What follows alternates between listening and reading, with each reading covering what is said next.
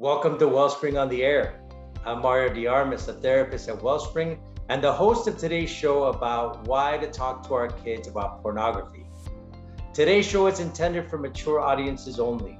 At this moment, I would ask you to pause the show or change the station and come back at a more convenient time when you are not with your children. You can always access any of our podcasts through our website at wellspringmiami.org in our blog section.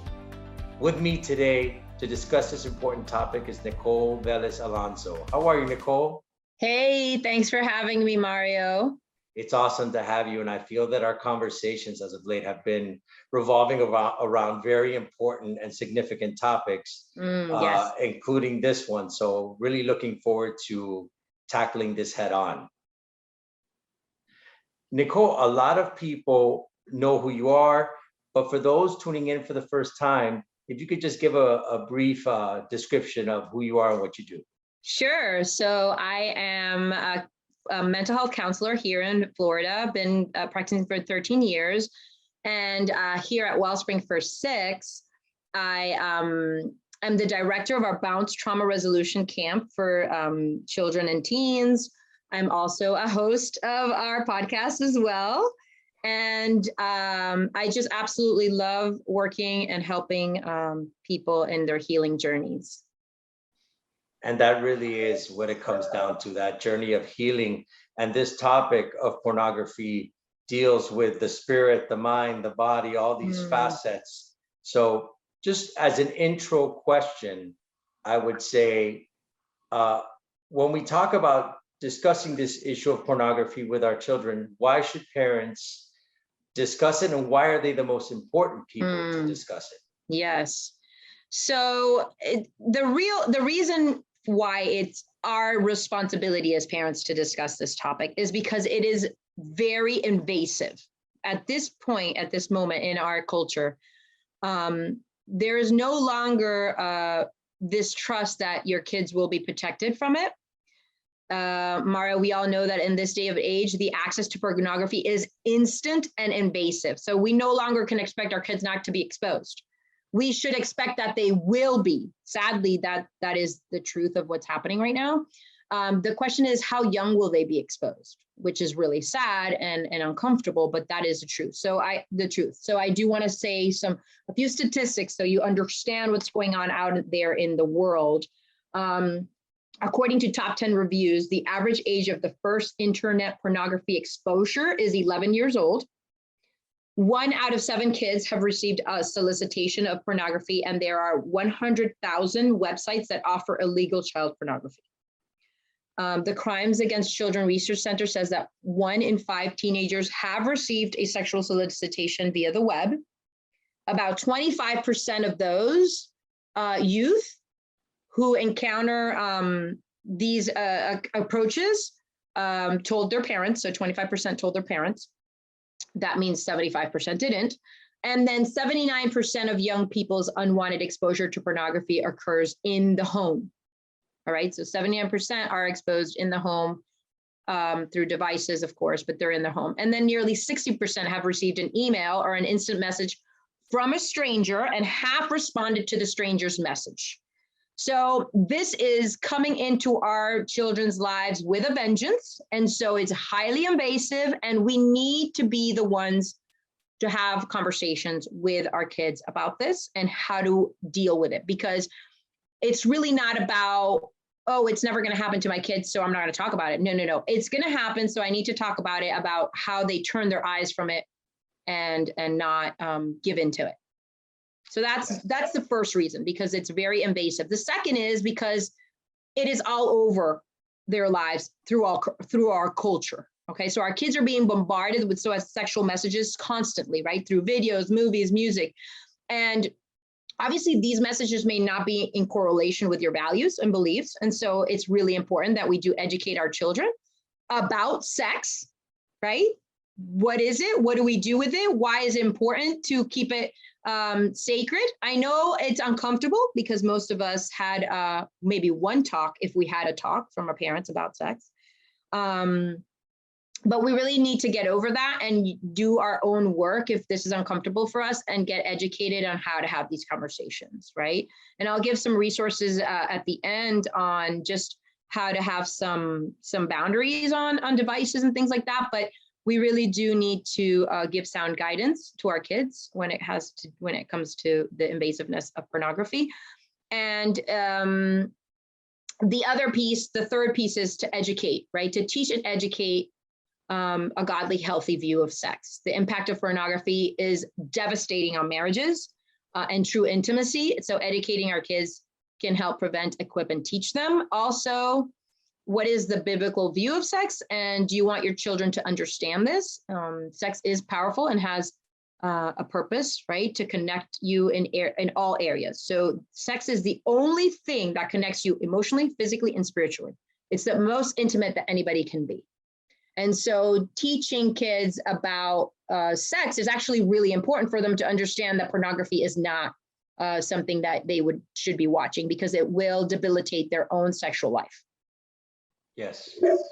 Yes. And when you think about the purpose of sexuality, which is unitive, intimate, exactly, right? Involving the whole person, you see the distortion when it comes to pornography. And then the image that you want to present is such a superficial and artificial way, but because it's so accessible for many of our youth, it becomes the normative way of looking at sexuality, right? Especially if there wasn't a previous conversation regarding the gift of sexuality and the responsibility attached to it. Yes, thank you, Mario. Absolutely. And that kind of segues into the next question. Why are kids watching pornography? Yeah, I think this is important to talk about, because we need to be aware of the reasons why children might look into it, or might, click on, or whatever it is, right?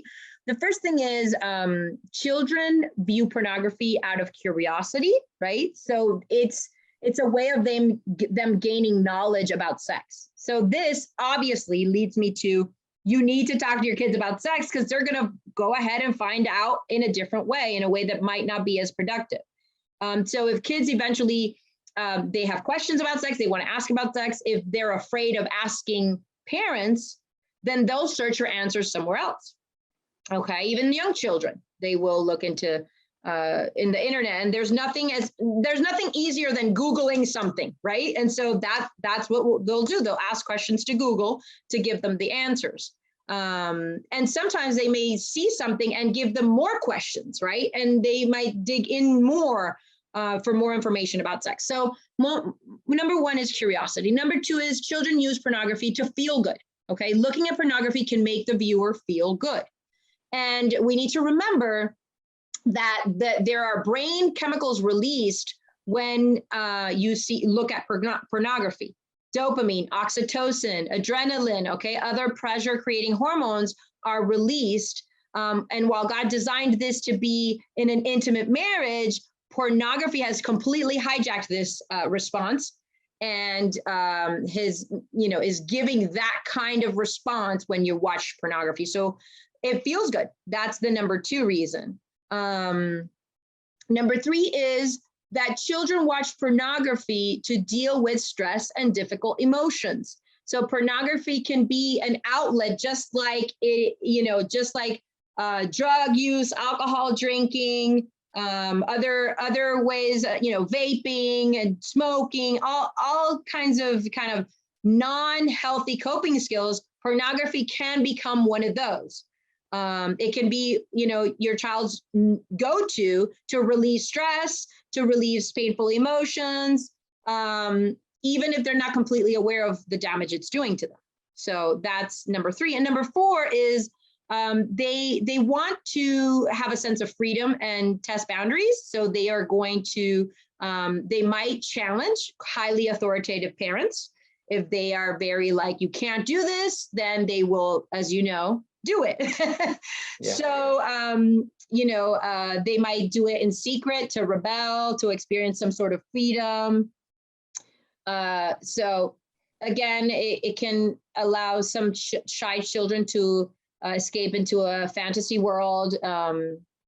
and secretly breaking the rules. So those are just some reasons why kids are watching pornography. Yeah.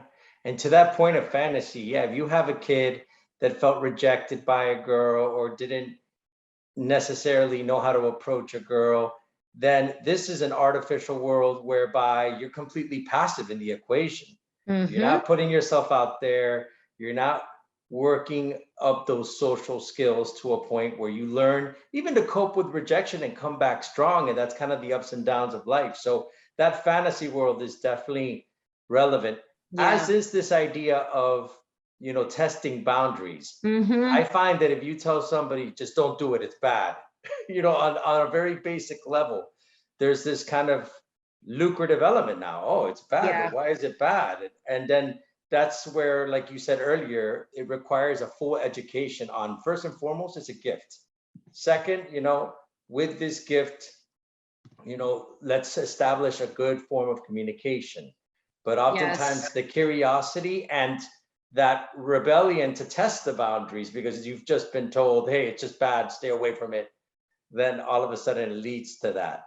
Yeah. So, there's a really good book I'd like to share. It's called Honest Talk. John Fort is the author. And that book talks about talking to children about sex and about pornography as well. And I think it's really important because you also, when you discuss pornography with your kids, you also don't want to completely shame them if they are exposed or if they happen to watch it, because then they're going to definitely keep it a secret, keep doing it, right? So there has to be a gentle, loving way of approaching this topic also. So I think it's important that parents do get educated on this particular topic and how to have conversations. There is another book for younger kids that is called Good Pictures, Bad Pictures.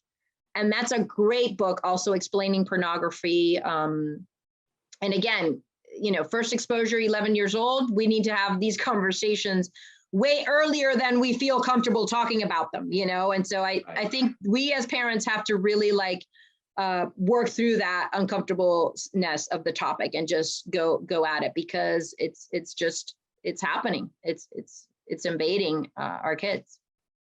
Yeah. So in a way, embrace the awkward in this situation. And even say, I know this is an awkward conversation, I feel a little awkward about it too, but we got, I got to talk to you about this, and that's okay. It's okay, Yeah, absolutely. Well, we have just scratched the surface, and there's much more to discuss. We're going to take a brief break, and we'll be back with more on this topic titled How to Talk to Your Kids About Pornography. Welcome back to Wellspring on the Air. This is Mario de Armas. If you are just joining our show, our topic today is why talk to our kids about pornography. Today's show is intended for mature audiences only. At this moment, I would ask you to pause the show or change the station and come back at a more convenient time when you are not with children.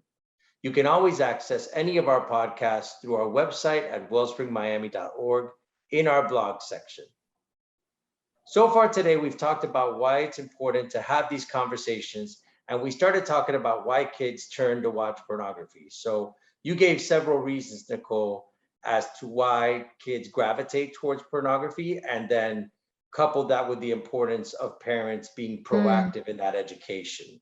So are there any additional reasons you'd like to highlight? Yeah, there's more. There's actually more. So children use porn for validation. And so sometimes some kids, they don't feel like they're good enough based on maleness and femaleness. And so pornographic images and videos can give an illusion of affirmation. And so children do feel validated by turning to pornography. And they do find a false sense of validation through that if they're not getting it from peers and family. So validation. Also, children use pornography due to peer pressure, external.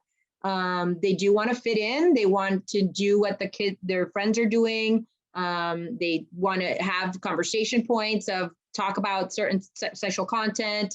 And so it could be a peer pressure thing. Sometimes even friends are the ones that are like, hey, look at this, and they're the first ones that are showing children pornography. And sometimes even kids could be made fun of if they don't know what pornography is or haven't watched it, right? So it's something that could happen, and that's peer pressure. And then the last thing is children can seek out pornography to make sense of sexual abuse or early sexual encounters. So we don't really like to think or talk about sexual abuse, but research does show that 1 in 3 girls and 1 in 6 boys are sexually abused. And so parents should be aware that sexual abuse can happen between children. In addition to abuse, early sexual encounters and experimentation with other children can raise the chance that they'll be seeking out sexualized content. So these are the reasons why kids could turn to pornography on their own, right? So yeah. Yeah, that could definitely be one of them. I am blown away. I'm flabbergasted by this device, because never in my wildest dreams growing up would I think that I would have a MapQuest, a means to call, to watch movies, to check my status, to, I mean, you name it, to shop, you know, on demand. So quick, like, and so easy and so quick, right? So easy, so quick, and portable. So you have a 14-year-old kid and they have access to a phone and all the things that that entails, and the temptations and curiosity around sexuality, and now instant access. So parents have that new endeavor to tackle, which is, you know, how much do we monitor? How strict is too strict, or when am I too lax? And where do you govern that? And how do you assess that? Yeah, so I think it's really important, you know, the reasons we talk about why kids turn to pornography is for us to be better equipped to handle it, right? And how to address it. So first and most important is teach children about sex early, and make your family a safe place to talk about sex. It has to be a conversation throughout the childhood and teenage years. It's not just one talk anymore. I talked about this on our other podcast. About how to talk to kids about sex. We can't just have one conversation and that's it. That's it. Those days are over. It's like an ongoing conversation. Another reason and important thing to note when it comes to pornography is that we need to find, as families, we need to find ways to experience excitement and pleasure that are not pornography, or that are not things that are like wrong and illegal, right? Not drugs, not alcohol, right? None of that. Like, we need to find fun experiences, joyful experiences for our kids, so that they don't turn to things that are harmful for them. So really important to find things that are exciting and pleasurable, that are healthy.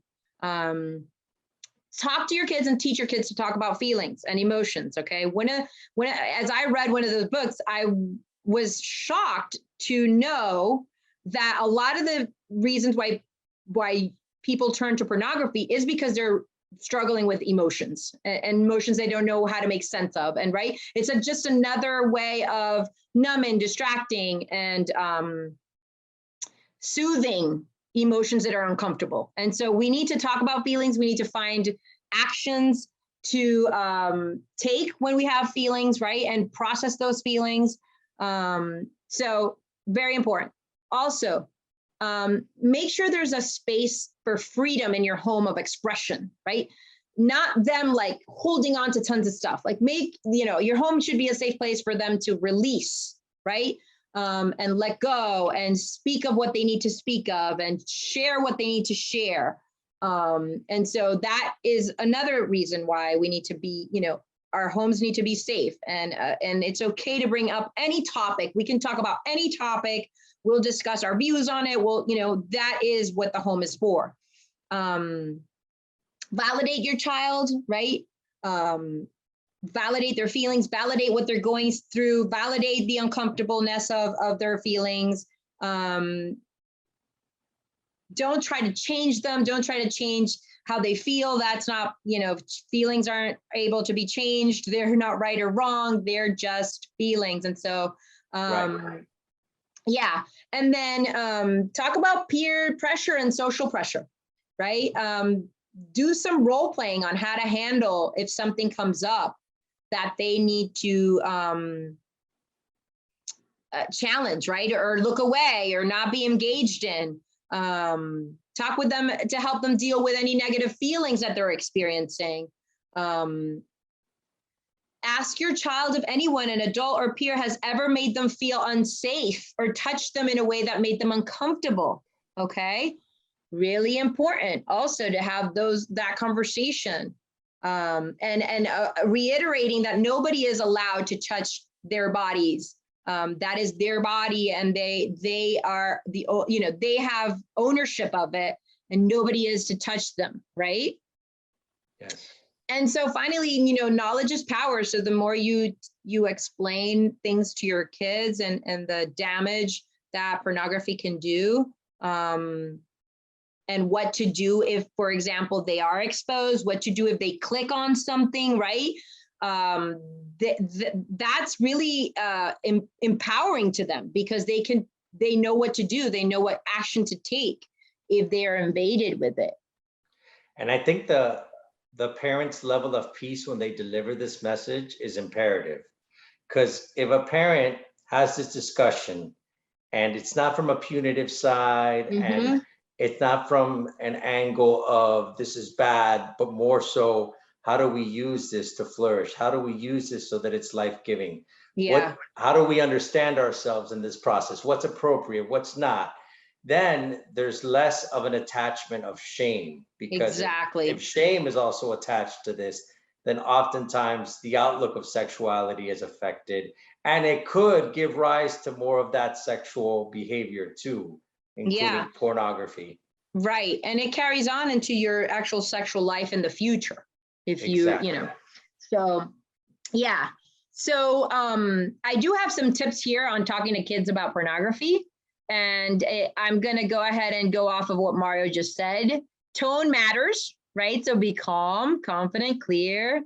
No humiliating, no shaming, no scare tactics, right? This is about educating and helping your kids understand healthy sexual relationships. So tone is very important.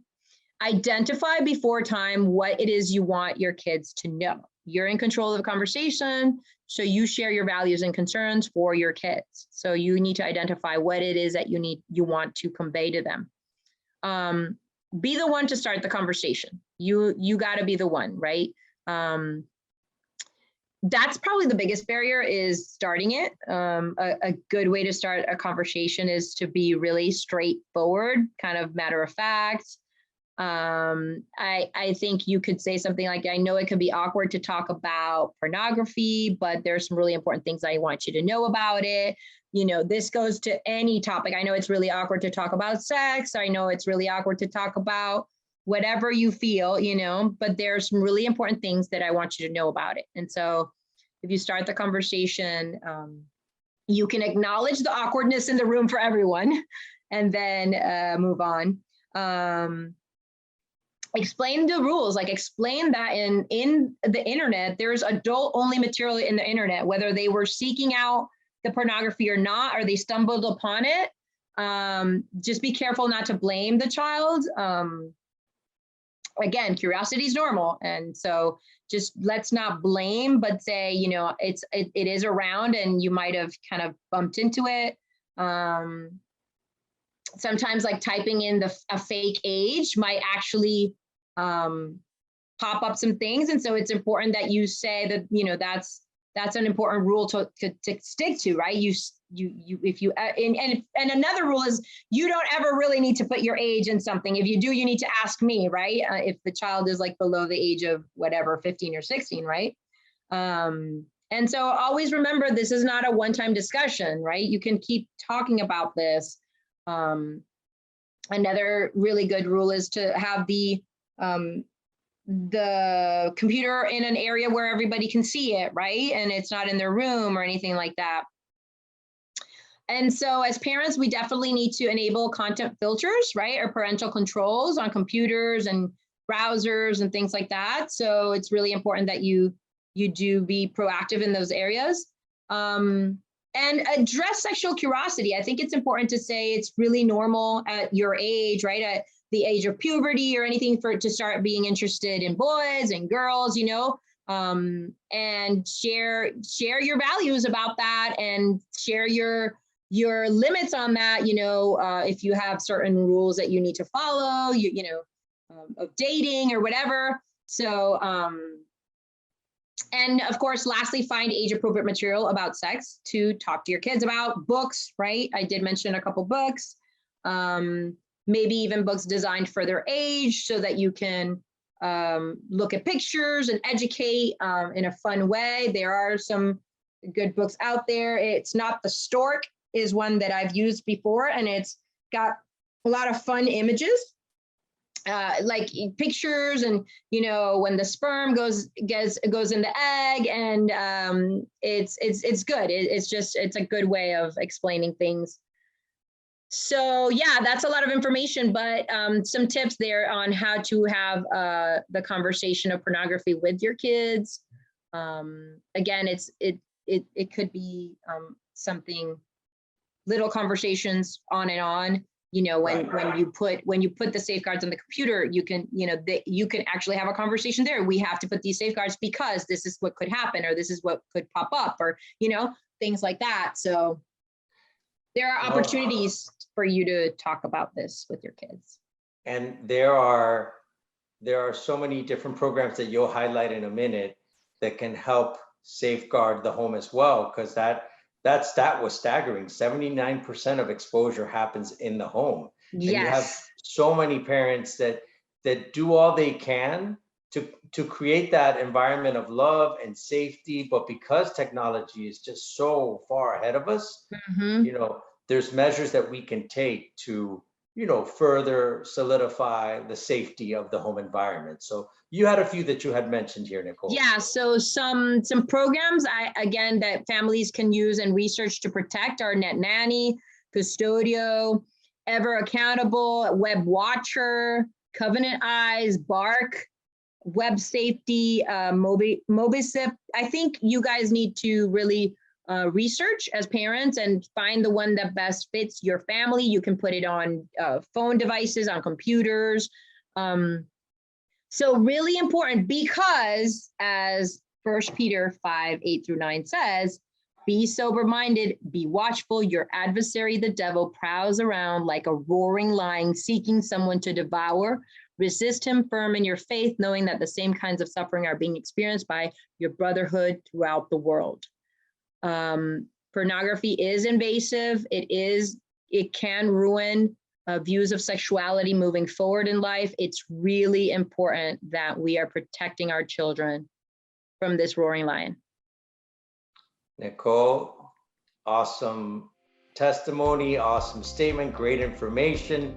So glad that we had you here to discuss this vital topic, and to many more conversations in the future. And may this be a springboard for many to engage in this talk with their kids and with their peers. Thank you once more. It is time to close out this show. Thank you once more, Nicole, for joining us today and shedding light on this topic. We hope you learned about why this is an important conversation to have. And thank you all for joining our show today. Again, if you joined this program midstream, you can find this show and others on podcasts at Wellspring on the Air, or on our blog on wellspringmiami.org. The title of today's show again was How to Talk to Our Kids About Pornography. Encourage us and let us know you are listening by sending comments or questions to ontheair@wellspringmiami.org. It's time to wrap up. This is Mario Armas with Wellspring on the Air, because hearts and minds matter.